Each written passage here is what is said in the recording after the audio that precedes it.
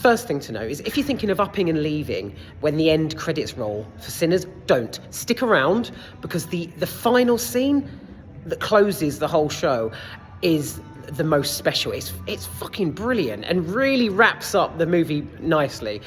Seriously, so hang about. Right, working backwards, so there's some amazing visuals, stunning, dazzling even. The CGI, when you've got vampires bursting into flames, and there's even a flame-nado spiraling out of water, which is a beautiful, I suppose, contradiction. It's just excellent. The makeup, the prosthetics, how it's all displayed, I can't fault it. It's absolutely spectacular. Love that. So yeah, as well as the visuals, the soundtrack, the music score's just it's quite brilliant. Yeah, you've got the age-old 1930s Mississippi kind of twang going on when they're in their barn, and then it's halfway through. Oh my God, that scene where the time shifts, but I don't know how to actually explain that, and I'm not even going to elaborate. You'll just have to, you'll get me. So basically, where various musical timelines happen all at once. Gee whiz. Actually, side note, thank Christ that screen. See, I saw this in IMAX. Paid a £5, which I usually begrudge doing, but I didn't mind this time around. Thank fuck the screen was huge, because there were points where I was like, wowzers! That's my phrase of the day for some reason. But yeah, I was exclaiming, shall we say, rather loudly. So yeah, that was just, yeah. There were points in Sinners that were just absolutely epic. I can't fault that. So, right, let me see. So you've got stunning visuals and prosthetics, superb acting from all involved. The ensemble, they just gel together like bourbon biscuits with the cream in the middle. It's the only example I can think of. There was, oh my God, there's some camera work as well. Christ, is there any point of this film that wasn't brilliantly executed? Shit. So yeah, there are scenes where the camera work, how it shifts and pans out. There's zooming going on and panning.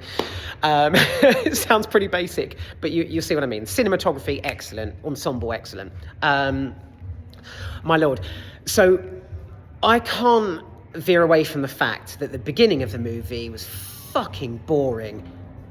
Hands up, because I'm not even going to apologise, because I have heard every person I've spoken to about Sinners, those who have watched it, those who have heard about it, even the guy in Starbucks earlier on today, have all said it's how spectacular it is. The beginning is it's just two brothers or cousins, as they describe themselves. They return to their hometown, and they're going around in their little car, recruiting various members of their local town to be part of the nightclub, should we call it the shack in those days. So yeah, these two brothers or cousins, just going around collecting souls. Because that is how without giving it away, how the plot transpires. So yeah, they're just going around talking to people and just picking people up. It's kind of, I was like, what the hell's going on here? What is this? So I can't veer away from the fact beginning is boring as hell. End of. Then it picks up halfway through. So yeah, I kind of figured out the lead characters, what they were up to, who they were, and all the rest of it. Otherwise it's creepy, really fucking creepy. I think the best element was the whole a handful of people trapped in this wooden shack, surrounded by vampires. So, and it wasn't overcooked either. So it's not your conventional vampires. They just, their eyes were just lightly touched on, like a dim glow, a bit of drool coming out their mouth. really subtly done. I really liked that. So yeah, that was excellent as well. There's a brilliant shot where speaking about camera work, where the survivors, almost survivors, they're in the shack, and there's something really non-feasible bit I'll come back to in this bit, because this scene is that's significant. So yeah, the camera work, the shot where they're all stood there, like one of them's got a gun, another one's holding a stake, and it sort of zooms out. That's brilliantly done. I like that. I love it in a movie where there's just a snapshot single second, which sets the scene faultlessly, and that's what happened there. Now, what I was going to come back to, the non-feasible bit, was, okay, so this is 1932, and one of the female characters, she turns around, she's like, they vampires. And I'm like, right, the characters all around her, it's literally as if she's just announced that the couple of people outside banging on the door are vegans. Do you know what I mean? Everyone around her is just like, I don't like that in a film, especially 1932. I mean, well, obviously vampires, they've been, in the movies, obviously, they've been around since fucking the Dark Ages. But yeah, it's very rare. I can't tell if that's a positive or a negative. In a movie like this, having someone back in the 1930s announcing vampires, you don't get films that are set right back there with vampires. So I don't know if I liked or disliked that. The fact that her peers around her, so to speak, they just took it like, she just announced the dietary requirements of the vegans banging on the door. That was it. It just sort of rolled out. And there's, I think, another thing in addition to that. I think it's the whole aftershock. So at the very end of the film, when all there's vampires who have been destroyed, or some who might have survived. I'll leave that one there. A bit of intrigue. I'm a absolute stickler in films for the aftershock. So, in this, sadly, in Sinners, this epic, just harrowing chapter is just unfolded. As brilliant as it was, the two blokes at the end just kind of come walking out. One lights up a cigarette. I did like the point, it kind of touched on him shivering. He was shaking as he was rolling a cigarette. So that saved it for me. Because again, in films like this, they just get on with it as if nothing's ever happened. So yeah, him shaking as he's rolling a joint or whatever it was, that saved it. But again, that's that bit at the end. The closing credits do stick around for that, right? Haley Steinfeld, fucking hell, this is going on, isn't it? Wow. I've got a love-hate relationship with this film, obviously, but Haley Steinfeld, wow, what transformation! See, the last thing I saw Haley Steinfeld in was it Pitch Perfect?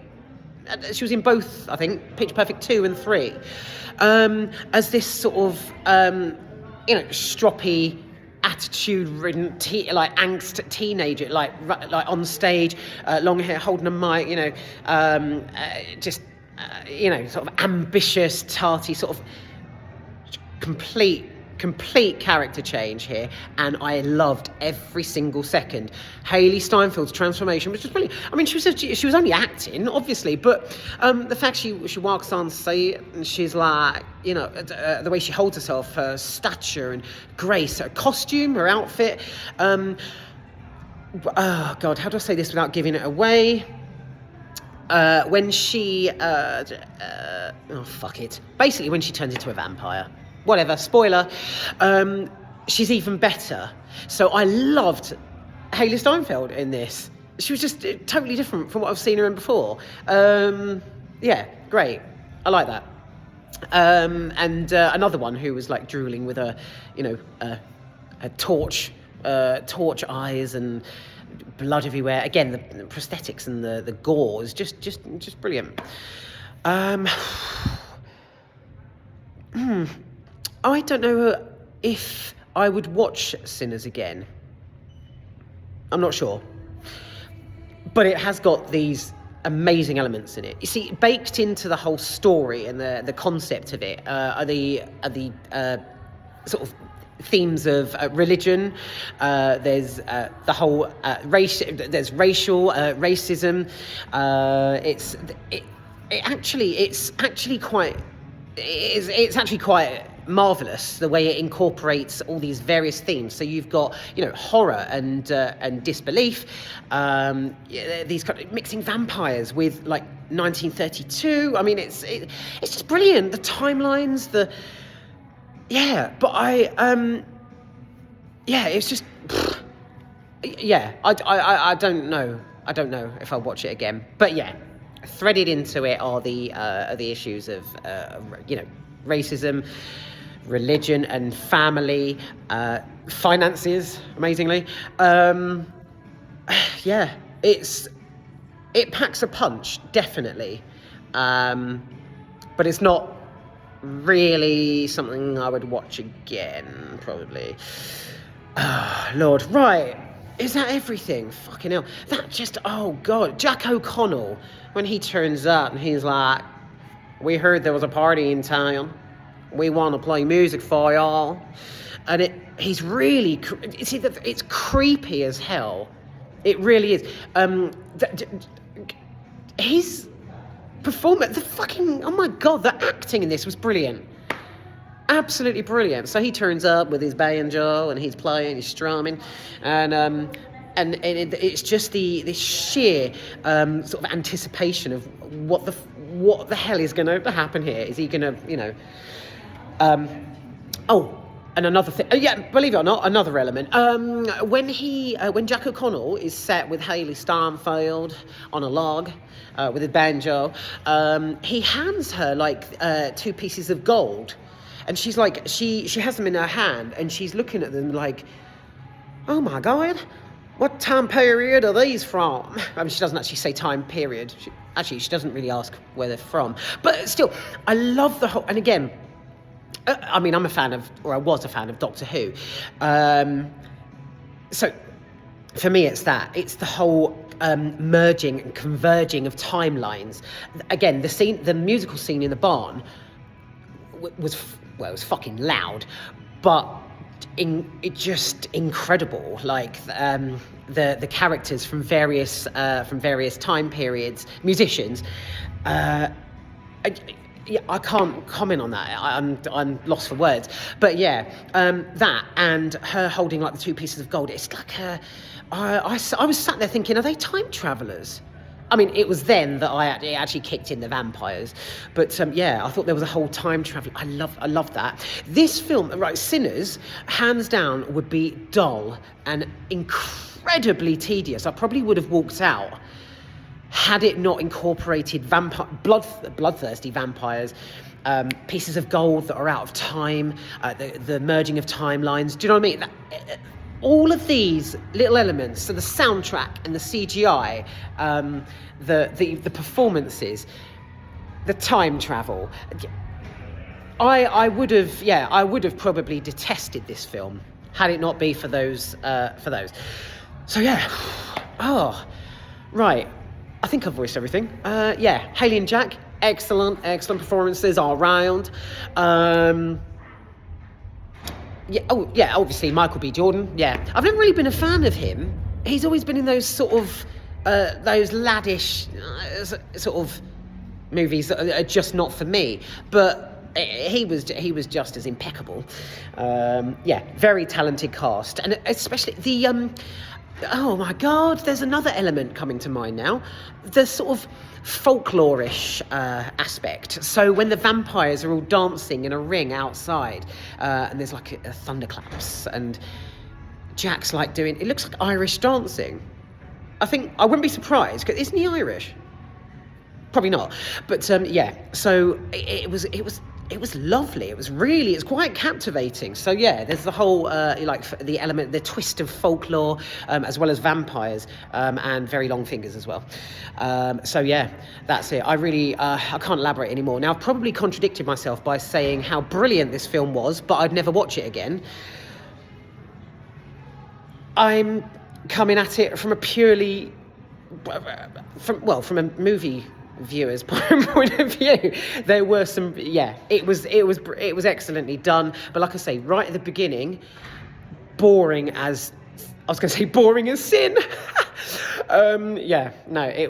It's dull. So yeah, but watch out for that at the beginning. You might fall asleep.